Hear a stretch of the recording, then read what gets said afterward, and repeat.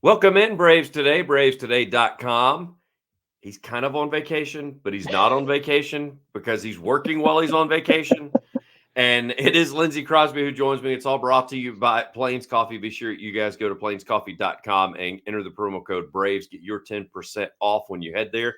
Lindsay is in spring training, and he is getting to see some baseball, and he's getting to visit with some people. As a matter of fact, those of you that saw a video that has been shared numerous times was originally Lindsay's when Ronald Acuña came into the ballpark today. And let's start there, Lindsay.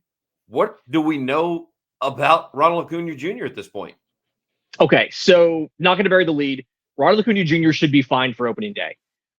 Kind of going off the timeline of everything. He gets in a rundown on Thursday versus the Twins, caught up between second and third. And he addressed that with us this morning. He said he tried to do a little too much. In retrospect, he shouldn't have done it.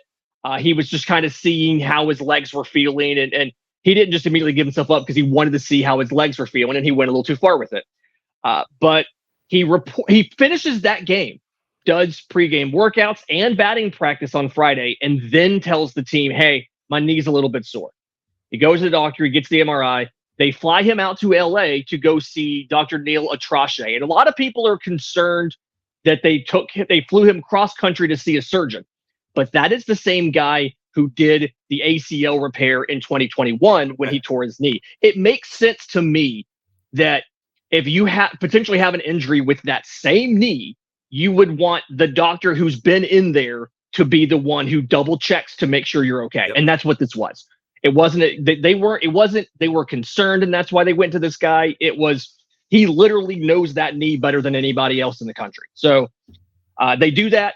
The news is so good on that Ronald gets on a red eye and flies back from LA. Yeah. To get to the facility this morning. And the big thing that I noticed is, one, I came around the corner heading to the clubhouse, and there he is coming around the corner walking in, but they didn't send a cart to go get him. There wasn't anybody. There was no crutches. He didn't even have a limp. He just walked back in like normal, came and talked to us a little bit later, said that if he had to, he could have played today. Like, he feels good enough where he could play today, but he understands it's not his decision. Right. He's going to do his work. He's going to rest it, do all the stuff they tell him to do. And when George tells me I can play, I'll play. And George is George Poulis, the head athletic trainer for the Braves. Brian Snedeker says the exact same thing. When George tells me he can play, I'll put him back in the lineup. So there's no expectation that he is going to come back on a certain date or that he plays a certain number of spring training games or anything. Again, he thinks he can play now if he had to, but obviously spring training doesn't really matter. And everybody has said they don't expect this to be any sort of lingering issue that's going to run into the season, right? Like, this shouldn't bother him throughout the season, like he had issues in 2022 when he came back from the ACL and the knee was bothering him throughout the season. This shouldn't be like that. Once he gets back to 100%, there shouldn't be any more concerns about the meniscus for the rest of the year. One thing that I did like that he said, and I'll tie that into another thing as well, is his quote, and I'm paraphrasing here, was something like, I have bosses, so I would love to go today, but they will not let me go today because I have bosses. He didn't call Snit out. He didn't call the trainers out. He just said, I have bosses. And but I say that to say this. Number one, it was funny, but number two, this is the first time I've seen him talk without a translator in some of his, when he just kind of was walking around the facility, which is so odd because in spring training, it's like you can just randomly see players and talk to them, where it's weird. The regular season, like, we've got to make requests, we've got to go to certain places, and all of a sudden Ronald just kind of walks up on a group of press folks. You were part of them, and y'all just started peppering him with questions, and he answered them, and then he went on about his day. Yeah, and I'll give him credit. When he accepted the MVP award from the Baseball Writers Association of America back early January, he did that one in English as well. Both him and Shohei Ohtani did that in English. But no, like, he came out of the clubhouse to talk to us. He had done indoor batting practice. He had played catch, came out there to talk to us.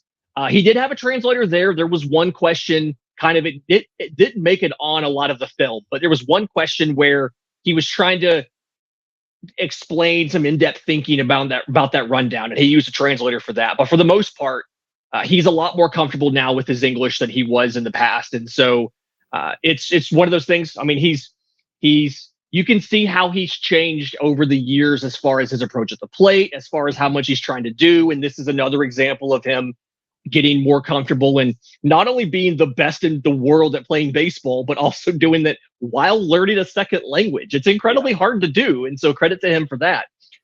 But no, there's not a lot of concern at Braves camp with Ronald Acuña Jr. and with the knee and with everything. And everybody's just kind of happy they dodged a bullet here.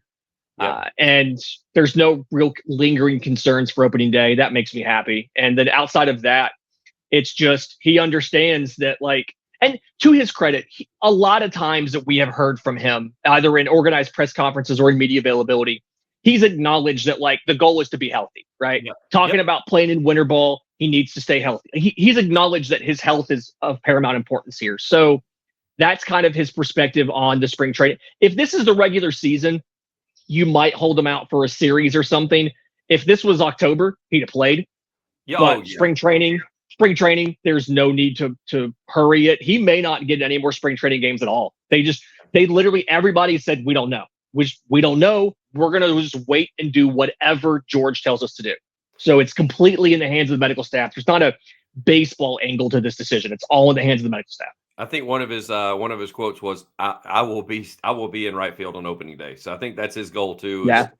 Just convince them that he's healthy and he's fully back by the time opening day hits, is for sure. It's all brought to you by Plains Coffee. Go to plainscoffee.com. Promo code Braves. Get 10% off straight to your doorstep. Don't roast the beans until you get the order in. Ship freshly roasted coffee to customers around the world. Also, they ship teas around the world as well. But if you like the flavored coffees, head over and grab the cinnamon hazelnut, as well as the Cinnabon, chocolate hazelnut, pecan pie, and a whole lot more. It's plainscoffee.com. Promo code BRAVES. Get your 10% off today. All right, one other thing that you got to see, which is unique too in spring training, you got to see two starting pitchers actually take the mound in the same game, and that is Charlie Morton and Spencer Strider. Spencer Strider one is unique because, yes, we follow the Braves Today stuff, but I follow a ton of Braves people, and even Sports Center tweeted out, they said, people are going insane because Spencer Strider added a curveball and apparently nobody can hit it. And so apparently he did okay today. Yeah, Spencer Strider went 4 full innings. He gave up 4 hits. They were all singles. He walked 1 batter. He struck out 4. And 2 of the 4 were on a curveball. 1 was a slider. 1 was a fastball. Those are some ugly swings. And with the caveat of, I feel kind of bad for the Detroit Tigers because you never send your best lineup on the road in spring training. So understand that. But the Detroit Tigers sent a bunch of younger players and prospects, and they had to face Spencer Strider and Charlie Morton for 6 2/3 innings.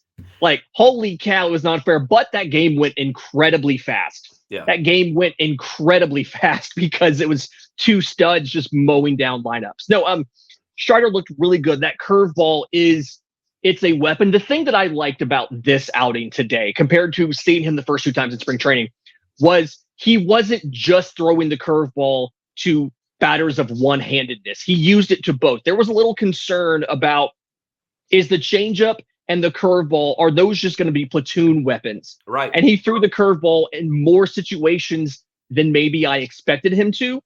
And so it gives him a nice velocity difference, right? It comes in, the curveballs that I was clocking about 79 and 80 miles an hour is kind of where that sits. Okay. Whereas most of his fastballs were 97, 98. And then both the slider and the changeup are right there around 85 miles an hour. Changeup's a little bit slower, 83, 84.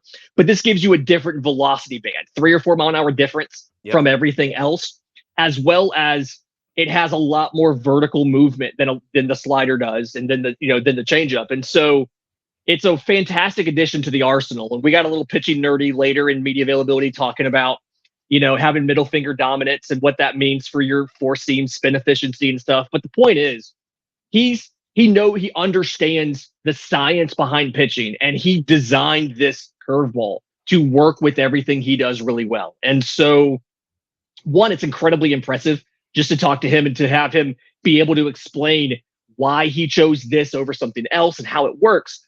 But then 2, to watch it in action Yeah. is like it's one of those things where I don't know how people are going to hit Spencer Strider this year. Like, honestly, I don't like if the curveball can even be average. And that's a point that Charlie Morton made. If that curveball can even be average, it just makes everything else that much better because it's that much harder to correctly guess what is coming on the next count. And so Strider mentioned one of the things he's trying to do is get better at throwing each pitch in different situations and different counts. And he's not really paying attention to what the hitters do. He's just trying to make sure that he's comfortable with the pitch and all the different situations he needs to use it. And I think that's the right approach to take with a brand new pitch in spring training. Is he throwing it for a strike at all, Lindsay, or is he throwing it more just to keep the batters off balance and get them to chase something? Most of them were not strikes today. They were chased. Well, correction. They wouldn't have been strikes if the batter had not swung. Right. But most of the time, the batter was swinging because halfway to the plate, it looks just like the fastball and just like the slider. It doesn't differentiate till the very end. So you've already committed thinking, even if you guess off speed, and you're thinking it's the slider, it drops below your bat. So he's not throwing many of them for strikes, but I don't think he needs to. I think it works as a chase pitch because he has such good command of both the fastball and the slider, and he can reliably put them both in the zone. I'll contrast that with somebody like a Hurston Waldrop, who pitched on Saturday. He's a guy where if because he's had some command issues in the past, you can kind of rule out some of those pitches unless he shows he can land them for strikes. With Spencer Strider, you can't rule anything out because he can land everything for a strike. And because of that, he doesn't need to land the curveball for a strike, although I'm sure if he tried to, he probably could. I got you. The other guy, the forgotten starter, the old man, Charlie Morton, who's still throwing 98 miles an hour. I saw that on one report that he still tapped up at right at 98 a couple of times today. And so he still seems to have his bag of tricks and be solid. Yeah, he averaged 95 on the fastball, could ran it up faster when he needed to. Curveball, the cutter, the changeup. He went 2 2/3 innings. He walked 2 guys in the first inning, but recovered to get out of that inning. After that, gave up 1 hit in each inning, but nobody scored. Got out of both of those, 2 total strikeouts. We talked to him for about 10 minutes afterwards. One, he's a very well-spoken guy. He can really just open and willing to discussing the game of baseball and all of that stuff. So that was really cool to kind of talk to him afterwards. But the big takeaway that I had is he said he felt good about how easy it was to make these pitches, right? He wasn't having to muscle them out. His arm action was nice and loose and easy, and he was getting the results that he wanted. And so it's something where he goes from not pitching in a spring training game at all to pitching 2 2/3 innings today.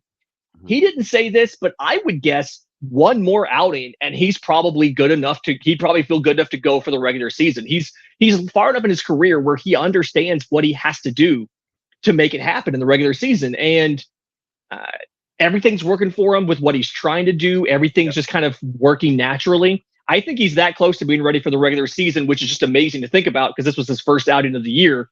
But at this point in his career, that's kind of what he's about.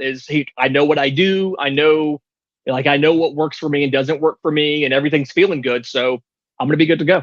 Yeah, he's a different dude because, I mean, Johnny Venters, he said when he visited with us, he talked about how he's somebody to actually other pitchers should watch him do his bullpen session because it's almost game-esque.